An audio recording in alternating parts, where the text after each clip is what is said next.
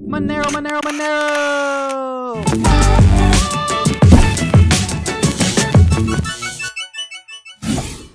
It wasn't created by me. That's a misconception that a lot of people have. It was created and launched by a guy called Thankful for Today. We don't know who he really is or who his real identity is. He launched it basically as a fair relaunch of the crypto node protocol. It sort of tries to focus very much on privacy and on being a pro-privacy project. And it also has a dynamic block size. So that speaks a lot to the Bitcoin scaling debate. And initially it just started as a fair relaunch, wasn't anything special except for being first out the gate. Thankful for Today ended up being a gigantic douchebag, which sometimes happens.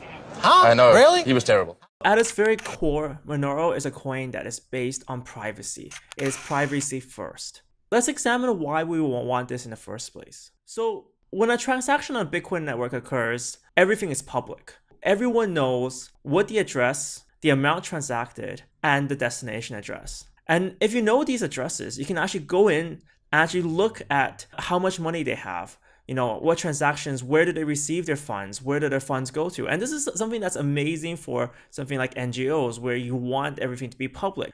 But on a private sector, if you're a trading company or you're a bank, you probably don't want that to be in the public because that will reveal maybe essential and confidential business secrets.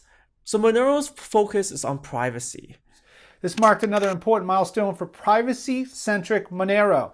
Right? It's one of the ones like Zcash. So there's a few of them out there that have really focused on their privacy, which obviously people around the world are appreciating. The more news that comes out about regulations and laws and all these different kind of problems that some people are hoping that we can at least get around so it's peer-to-peer transactions without third, fourth, fifth, sixth people in the middle, whatever it might be. Monero is trying to make that happen. This is a year-long bull run for sure.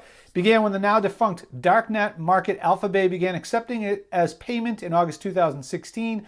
Like all coins, XMR has benefited from the general upswing in the markets, no doubt. I mean, 150 billion market cap is a pretty big deal, but a lot of that could just go to Bitcoin. But what's happening is it is actually going, and the dominance is going away. As most of you know, it's not quite the same anymore. A lot of that is going into other coins like Monero. If I transact $1 million on Bitcoin and I want that to be a secret, someone with the right tools and resources can figure out exactly where I spent it, how I spent it, and trace it back to me, no problem. The default feature of Monero, the most important feature, is privacy, meaning that if I send you a transaction, I have a view key that can show me that transaction on the blockchain. No one else can see that transaction without that view key. You have a view key to view that transaction. So these are private transactions, which is unlike any other blockchain in existence because the blockchains are decentralized, publicly distributed systems. And this is the same for any public blockchain except for Monero. Fungibility means that if you have a dollar bill and I have a dollar bill and we're both in the same room, I put them on a table and we close our eyes, I shuffle them around and I say, which dollar bill do you want? You don't care because they're both $1 bills. Every dollar bill is equal to another dollar bill. That makes it fungible.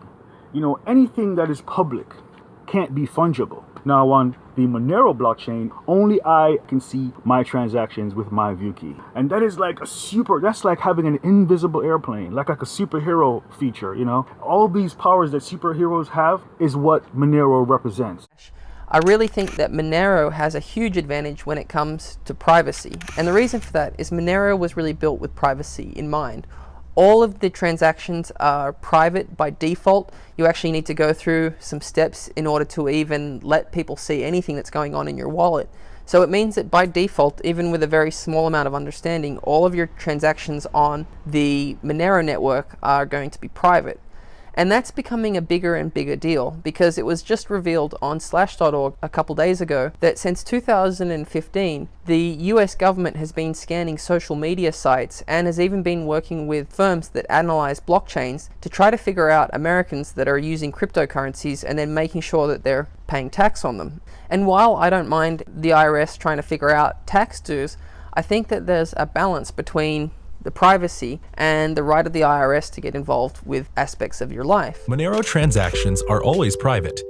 With Monero, others can't tell where you've received Monero from, where you've sent it to, or the amount involved. Not only does Monero's inherent untraceability help preserve your privacy, it also provides peace of mind, since you don't need to worry about how your Monero was used prior to it coming into your possession. Monero's privacy and fungibility make it true electronic cash. Monero. Monero. All these powers that superheroes have is what Monero represents.